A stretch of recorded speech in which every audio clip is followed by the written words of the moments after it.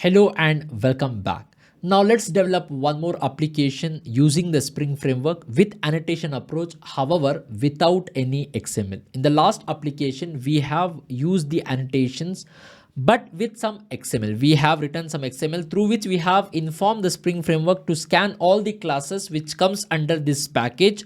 Also, we have informed that this time we are following the annotation approach. Please consider all the stereotype annotations which are applied to these classes. Based on this, Spring could able to create the beans. That is what we have understood. So in this application, we are going to configure the Spring framework with pure Java code, no XML at all. So what I'll be doing is I will delete this application config.xml file. You can see I have deleted. There is no XML file. I'll go to my configuration.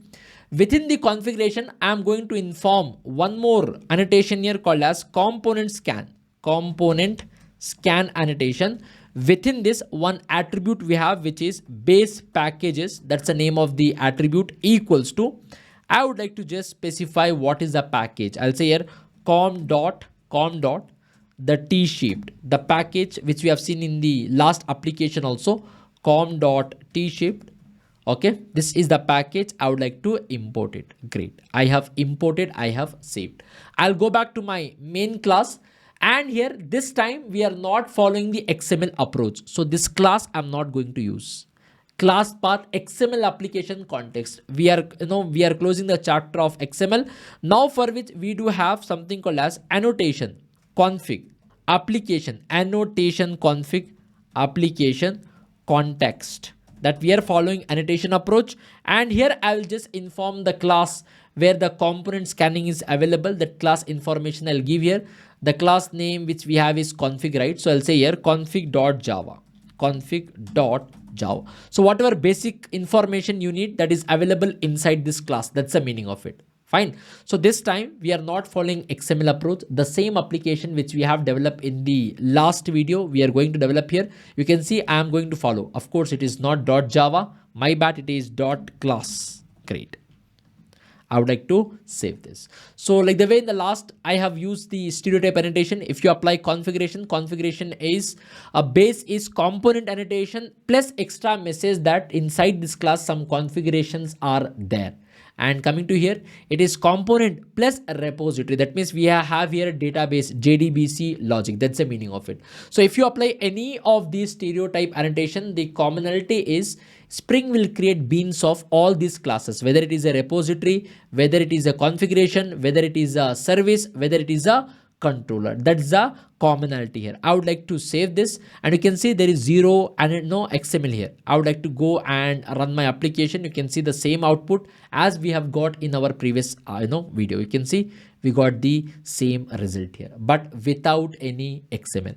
Now, as we have discussed, as I have told you in the last class, in the configuration, also in the XML, we have discussed component scanning. The base package I have told com.telesco. That means I have informed Spring to consider the classes which are part of com.telesco. If you have in.telesco, I'll go and create one class here. It could be any class. Example class, maybe I'll say here beta.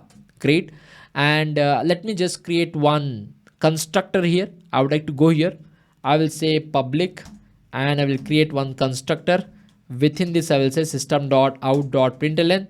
I will say here beta bean created. I would like to save this, and I am going to apply one of these stereotype annotation. I would like to go with component. As you all know, if you say component, Spring will create the bean of this. So let me just create here the annotation name as component. Once again, component. I would like to import this. It is imported. So if you apply any of these annotations, Spring will create bean of this class, right? However, this time you will not see beta bean created. If I have to run this application again, right click, run as Java application or Spring application, you can see you have all other beans, but not the beta bean. Though component, if you apply, usually Spring should create a bean of that class. Right now, Spring is not creating bean of this class. Why? Because this class is present inside a package called as in.t-shaped. And what did I say here inside the config? I have told, look, please consider the classes which are part of this com.telesco. I hope so. Spring will scan all the classes which are part of this package, not the class which is there in T-shape. That's the use case of component scan. Same goes with the XML approach also.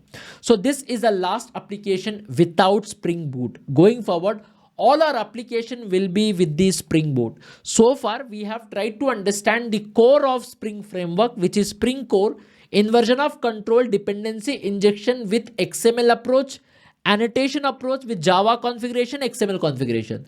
Now it's time to get into the Spring Boot, and the remaining part of the Spring Core we have to understand with the Spring Boot. And you will see how easy it is to work with Spring Framework if you go with Spring Boot. Also, by default, you'll understand the difference between Spring Framework and Spring Boot.